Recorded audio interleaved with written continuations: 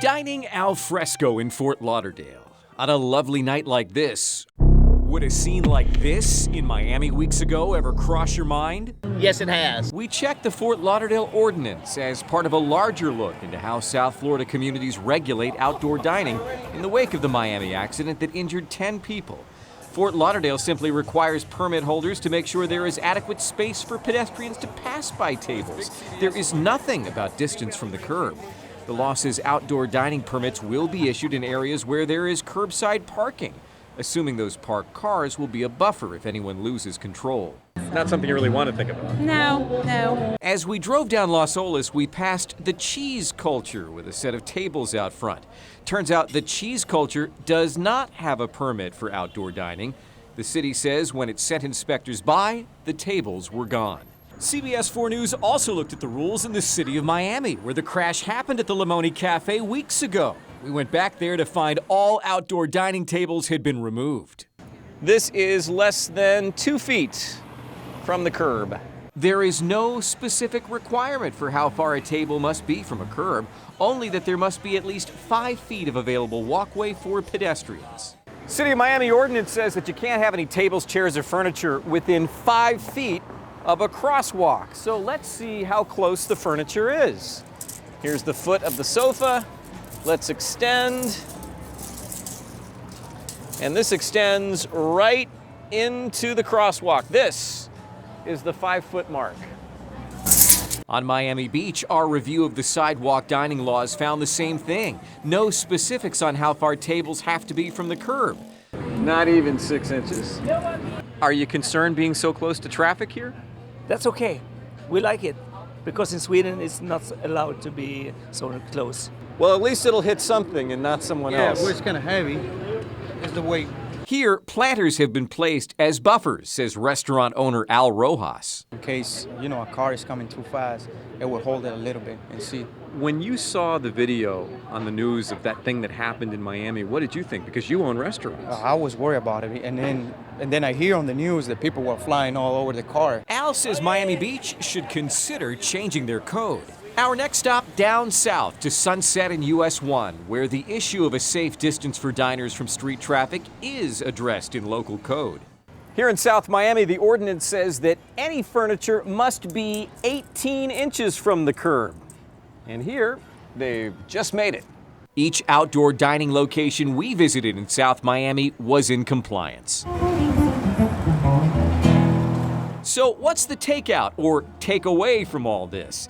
There are laws on the books about tables, chairs, distance from bus benches and crosswalks, but little specific wording that may have helped prevent chaos and injuries like this. Does it ever cross your mind a disaster like that could happen?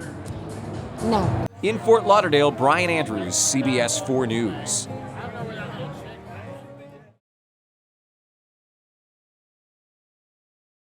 Janet Hernandez is the office manager Good morning, law office. at one of South Florida's top entertainment law firms. These are gifts given to us by our clients.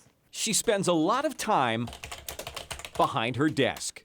Try to get up and walk around as much as possible, but it's kind of difficult to do. Janet's not alone. 50 to 70% of Americans spend 6 or more hours a day sitting at the office, in the car, in front of the TV, and it's making people sick. Dr. Eric Tepper says sitting can lead to obesity, diabetes, and other maladies. Heart disease is the #1 killer of both men and women in the United States. Kills more people than all forms of cancer combined. Doctors say getting up for just a few minutes each hour increases metabolic activity. Get up and walk around and stretch and move your body. You're getting more circulation going through your legs. You're actually using muscles to balance yourself. You'll find that it's actually almost impossible to stand perfectly still. We are always moving when we're standing, whereas sitting, you really are perfectly still.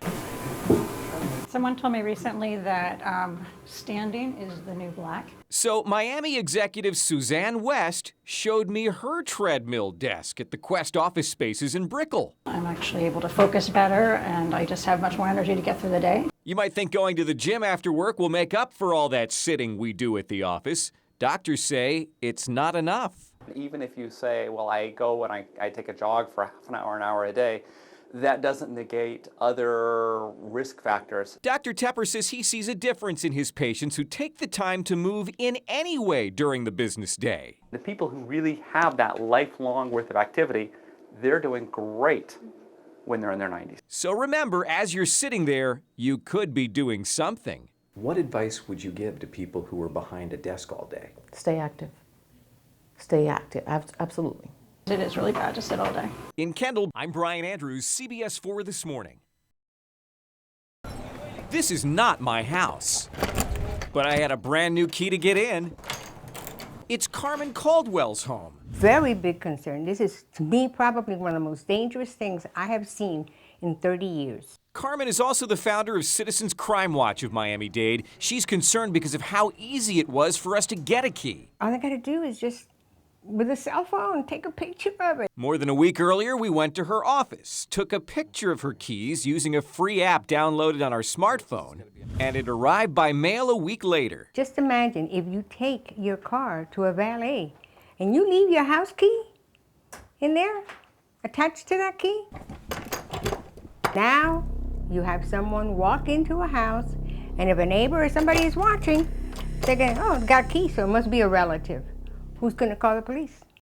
There are at least 2 new apps and a website that allow pictures of keys to become real ones delivered by mail. These new cyber locksmiths are growing in popularity because they're so easy to use, and they're cheap, as low as $6 a key. Obviously, there's a part that's a little bit concerning. Tech expert Lance Ulanoff says it could be hard for criminals to resist using this technology, as they can make keys to everything from your locker to your safe. Once they have that, they're kind of in business. What do you make of this? Horrendous. Horrendous. But the founder of this cyber locksmith on the web tells us his site won't accept photos that look like anyone could have snapped them from a distance. We ask for both sides of the key, in part to make sure that the person taking the picture has enough physical access to the key to turn it over. But not everyone is convinced. Bottom line is, it's an unsecure method to duplicate keys. Security expert Alan Shizzle says the only way to protect yourself is to protect your keys every time. Don't keep them with other identification which can tie up the connection between that key and a particular address. Now you've horrified me with this. And people better really start paying attention and keep those keys really, really close. In Hialeah, Brian Andrews, CBS 4 News.